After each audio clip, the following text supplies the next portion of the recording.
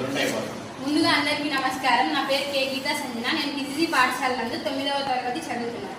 ప్రస్తుతం మన సమాజంలో జరుగుతున్నది బెదిరించడం, భయపెట్టడం, మోసం చేయడం, లక్షలు కొట్టేయడం. ఈ మాట వినంగానే మీకు ఈ రోజు నేను చెప్పబోయే అంశం ఏంటో అర్థమై ఉంటుంది. ఈ రోజు నేను చెప్పబోయే అంశం పేరు సైబర్ క్రైమ్. ముందుగా సైబర్ క్రైమ్ అనగా ఎలక్ట్రిక్ మార్గాలను ఉపయోగించి వ్యక్తులు, సంస్థలు లేదా ఆస్తికి హాని కలిగించే ఏదైనా చట్ట విరుద్ధమైన కార్యకలాపాన్ని సైబర్ నేరం అని అంటారు. సైబర్ నేరం యొక్క ప్రతికూలతలు అనగా నష్టాలు.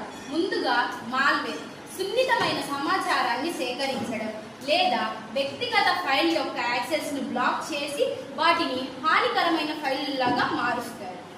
తర్వాత డేటా ఉల్లంఘనలు, కంప్యూటర్ సిస్టంలు, ఇంటర్నెట్ లేదా డేటాపై అనాధికార ప్రాప్యత. గుర్తింపు దొంగతనం, డబ్బు దొంగలించడానికి లేదా మోసం చేయడానికి ఒక వ్యక్తి యొక్క వ్యక్తిగత సమాచారాన్ని యాక్సెస్ చేస్తున్నాడు. ఇంకొకటి సైబర్ ఉగ్రవాదం. ఉగ్రవాద చర్యలకు నెట్వర్క్ లేదా ఇంటర్నెట్ ను ఉపయోగిస్తున్నాడు. ఇంకొకటి సైబర్ స్టాకింగ్.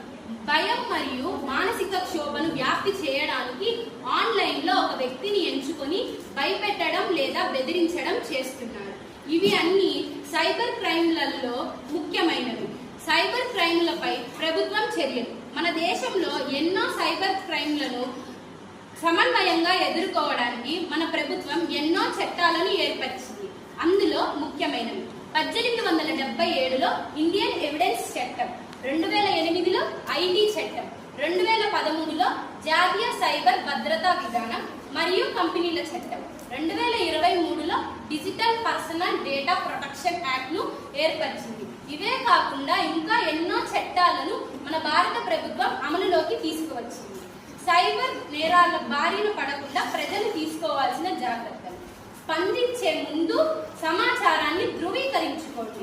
అనుమానాస్పద లింకుల్ని క్లిక్ చేయకండి. నగదు లావాదేవీలను బ్యాంకుల ద్వారా నిర్ధారించుకోండి. అనుమానాస్పద నెంబర్లు లేదా కాల్లపై రిపోర్ట్ చేయండి. కేవైసీని వ్యక్తిగతంగా అప్డేట్ చేసుకోండి. వ్యక్తిగత లేదా బ్యాంక్ వివరాలను ఎవరితోనూ పంచుకోవద్దు. ఒకవేళ మీరు సైబర్ నేరాలకు బాధితులు అయి ఉంటే national consumer helpline number 1800114000కు సంప్రదించవచ్చు. Cyber crime reporting portal cyber.government.in కు ఫిర్యాదు చేయవచ్చు. ఎందుకంటే మీరు చూడాలనుకునే మార్పు మీరే అవ్వండి. రేపటి ప్రపంచాన్ని నేడే సురక్షితంగా ఉంచండి. ఇక్కడ ఉపన్యాసం ఇవ్వడానికి నాకు అవకాశం ఇచ్చిన